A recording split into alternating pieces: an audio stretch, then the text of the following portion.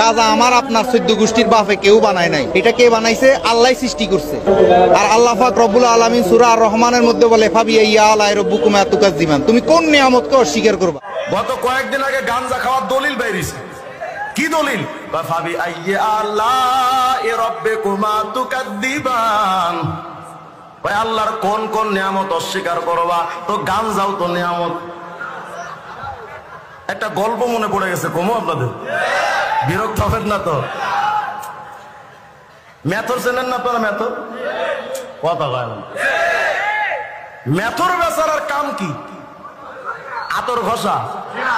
কোন বাথরুমের কি সমস্যা ওগুলো তালাশ কইরা হাতে দেখবেন কেরোসিনের বোতল আর বাম হাতে বালতি। মেথর মহোদয় কই জানি যায়, তো যাচ্ছে বাজার দি, তো বাজারের পাশে একটা আতরের দোকান। তো আতরের দোকান থেকে সাধারণত একটা ঘ্রাণ বের হয় না?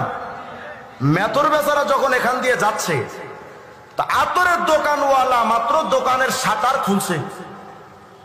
শুনতেছি কথা? তো যে মাত্র শাটারটা খুলছে, ভেতরের একটা ঘ্রাণ বাইর হবে না?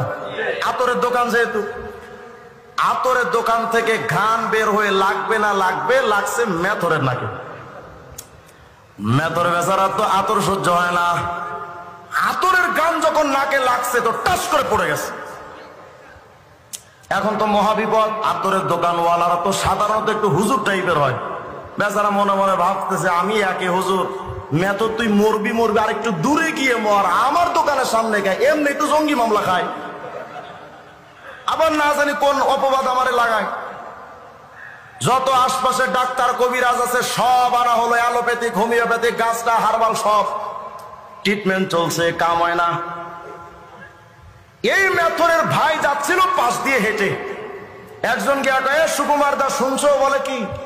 তোমার ভাই তার দোকানের সামনে পড়ছে। আগে কত কোন দোকানের সামনে পড়ছে? আতরের দোকানের সামনে।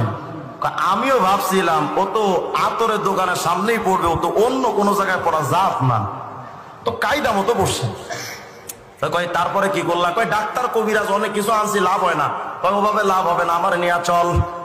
নিয়ে আসছে। আনার পরে মেথরের ভাই এসে ডাক্তারদের বলে, ডাক্তাররা সারাদিন যদি ওরে অ্যালোপ্যাথিক, হোমিওপ্যাথিক, হাজার হাজার 500 পাওয়ারের ঔষধও যদি খাওয়াও, কোনো লাভ হবে না। হয়তো ট্রিটমেন্ট কি? এর জন্য একটা ট্রিটমেন্ট আছে। কি ট্রিটমেন্ট? তার পাশে বাথরুম আছে না? হ্যাঁ আছে। বেচারা গেছে বাথরুমে, গিয়া এক মুঠ ময়লা হাতে নিয়ে আস, আয়না হাতের থেকে ময়লাটা নিয়ে সুন্দর করে নাকে লাগাই দিছে। যেই মাত্র মেথরের নাকে পায়খানার একটু মলম লাগে